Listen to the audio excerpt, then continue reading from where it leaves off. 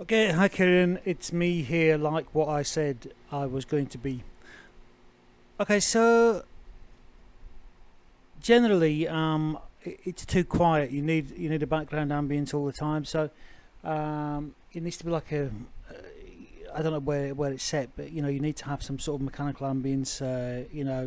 Engine sounds or sound of a you know, it's just too quiet. So I mean, also one thing that a lot of games utilise, like the Callisto Protocol, which is smelly but obviously still utilises a lot of horror tropes, is that you've got an environment that's collapsing around you. So you've got things that blow off walls, you've got fires, you've got sentry robots kind of that are damaged, standing in the corners of rooms, repeating phrases as if they're broken down. To give that really gives the impression. If you look at the end of Die Hard, which you've probably never seen, but it adds the impetus to kind of keep moving through the environment, and it creates high tension because again you can't hear anything. But anyway, so I mean, really, one of the ideas that I think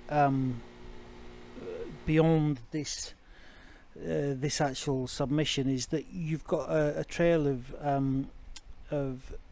bodies that are dying. So it's as if it's just moving ahead of you. And if you've got things like up here, like sparks, God forbid I should say it, but in this case, small fires, sparks, you're going to give the impression, I know you don't run it in VR, which obviously may cause some issues, but so really just sound. But if you can get some sort of mixed animations where people are just reaching out and then collapsing, so as if people are just dying and it's just been attacking them, so it's just ahead of you. So it's proximity again, you see, because you know that it's just around the corner. So somebody's just lying around at the end of that blood there, like saying "oh," and then collapses. Then you think, oh my God, it's really close. Or turn back, or even if they've, like Dead Space, they've painted things on the wall saying turn back, or there's a body here that's got a message scrawled in blood on the floor saying turn back. So this engine sound is much too feeble. You've got a generator out of a farmer's house. You need like huge Eraserhead type noises, classic film reference, horror film reference for you there.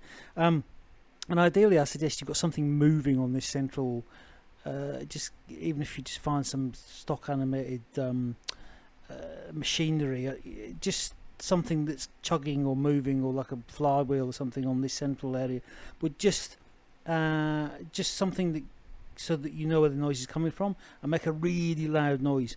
And then something could be flung from behind there, as a body could be flung from behind here perhaps. And again, I know this is all extra work, but certainly the messages aren't really extra work, and you want to just up the noise totally. So you spend an hour and a half walking up here. Yeah, that's a farmer's generator. So again, this is kind of wasted. I mean, you want to be sprinting up here. This is wasted space, really. Again, if you've got things here in the corner of the screen here where you've got a security robot that's lying on its side and repeating, sentry breached, that type of thing, then you know that something very bad is happening, and perhaps this thing's caused it, and then you're increasing the tension and the dread. So this is fine. You need a massive slam of that door, obviously. I think so. Yeah, you massive noises, behind you there. Okay, so this is good, yeah. Again, you want blood all over the place here. You want bodies lying up against walls. It's like Joseph Conrad, Heart of Darkness, going deeper and deeper into the nightmare, and it's getting worse as you go deeper in. So this is really atmospheric. I think this is where the monster walks past. If you hear human screaming at this point, and then you see that walking past, and you come around the corner and there's a body that's basically just died, it's like, right, it's moving through this environment and destroying everything, and then it's like, oh my God, it could get me. So this, if I remember, is kind of wasted space time. I don't know, let me just look. So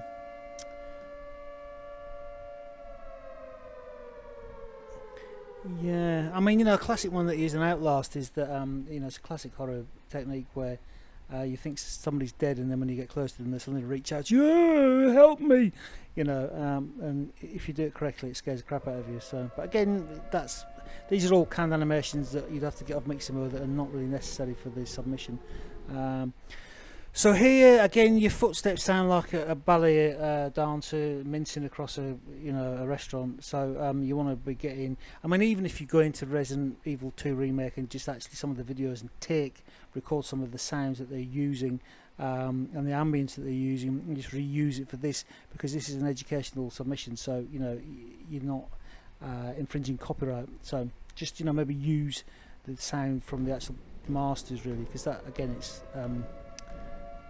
kind of, it's like a dog padding across my lounge. And again, you know, and then you want doors, so you think, where's that door? Who's opened the door? So this is fine with if you really up the footstep noises. As I said, just take them off Resident Evil 2 if you can find it.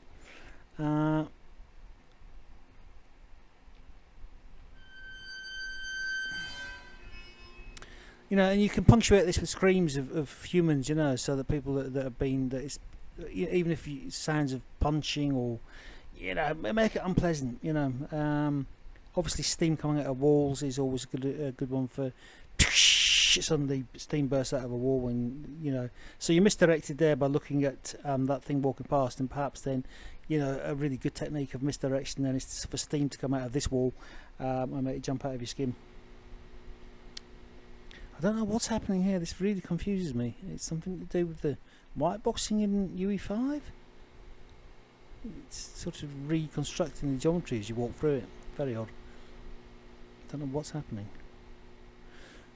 Yeah, again, this is kind of... It's okay because you know the monster's gone down here, but again, put some blood along here.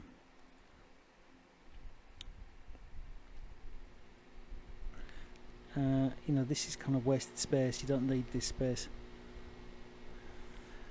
You know, you could have just come through there and gone straight. I appreciate it. I don't want you rebuilding the map, but you know, unless you're doing something in that space, it's the tension's dropping. It's kind of like, oh, I'm pottering around a nice empty back room environment. I don't know what this. Oh, I see, it's a vent. So I mean, you know, again, this is a small animation, but just if you look up and then it's a line of sight trigger, that's something, you know, a body flops out of the vent and doesn't fall, but just hangs. You know, or maybe even if it's dripping blood out of the vent, and then it makes you look up to where it's dripping from, and then there's a body flops out, giving you another fright. But you know, these are all animations which I'm not asking you to do for your submission. That's really a polish. I mean, from a polish perspective, to submit this as a piece of to get you a job, I'd cut out all the dead weight with regards to the corridors from a level design perspective. But it's really a case of creating a story around the environment. So a story in this case would be that, you know, you're on a ship that's crashing, you know, it's plummeting towards a planet, and this thing's mutated and everything's blown up around you, and giving you the, from a gameplay perspective, the objective of getting out of there. So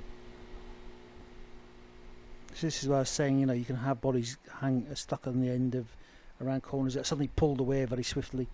That's, you're too close to that one for that to work, because you'd be able to run around the corner and see that there's nothing there. But again, you know, I think the misdirection with regards, as soon as you see the monster, you can get a jump scare in there as soon as it's walked out of view, because just suddenly steam comes out of a wall.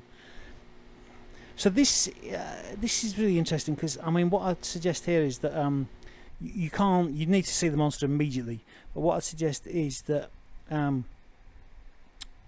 you need to have some glass here, I think, and that the monster needs to run like crazy towards the glass and just bellow on one side of it so that it's seen you.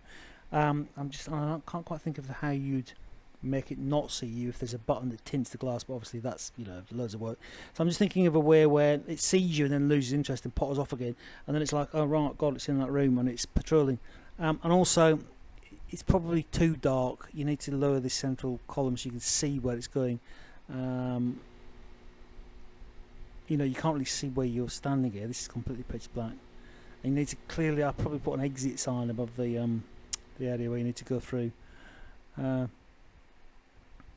you work your way through there.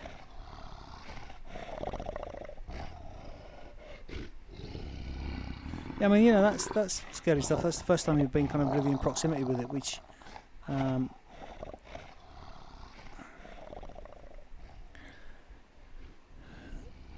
so yeah, you definitely need something, an exit or something above this door. So you go in there, and then as you said, you're definitely going to do. I'm just thinking how you could do it, but you know, if you walk in here in a and there's a tin can or something, or you're on a particular metal grating that makes a noise, or and then basically, you know, you just hear a massive roaring behind you, and you can just walk forward around this corner, but if you were to look back, you'd see the monster roaring and trying to reach through to you, and then you disappear around this corner.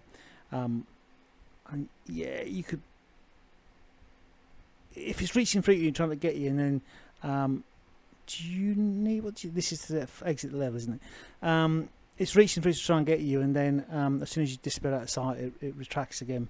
But I think what you need to do is just, if you're going to do this, which I would suggest not, well, maybe this is the one thing you do need to do for submission, is it's trying to reach through to you, and you can walk through here, but most people will obviously look behind them. So if you walk in here and make some sort of noise, and then you look behind you, it can't get through the gap for whatever reason. And I mean, normally in a horror game you'd have a slim gap that you can edge your way through. But I mean, another way of doing it is not for submission, but the way that a lot of horror games do it is like Fear, where you're locked onto a something like a ladder, or you're squeezing through a tight environment, so it's controlling where you're looking. Can you do that in VR? I don't suppose you can, really. You know, so it controls so when you're squeezing through between two bookcases, it's a tight environment, and then you can control where the player camera is looking, and then suddenly you can trigger a jump scare. But as I say, I think you can trigger it behind you reaching through, and you'll have a reaching animation on mixing mode, roaring like crazy, and then you can run across here if you want, or you can turn around, which most people will do, and see this monster trying to grab you, which I think would be the kind of final scare and showing the power of the monster. Okay, so you've got this long and tiring passageway. So again, I mean, at this point, you know, you want, when it's been that close to you, you want it thudding against the trying to get through the wall to get you. You know, you've got to feel like it's trying to get you and kill you, and it's unstoppable. And so you can, it's still thudding, but it's down at the other end. And when you drop down here, suddenly respawns, as you say, and then it's like, oh my god, runs towards you. It's running towards you now at speed. Obviously, very, very slow speed. And then, whoa! Music's nice. Okay, hope that helps.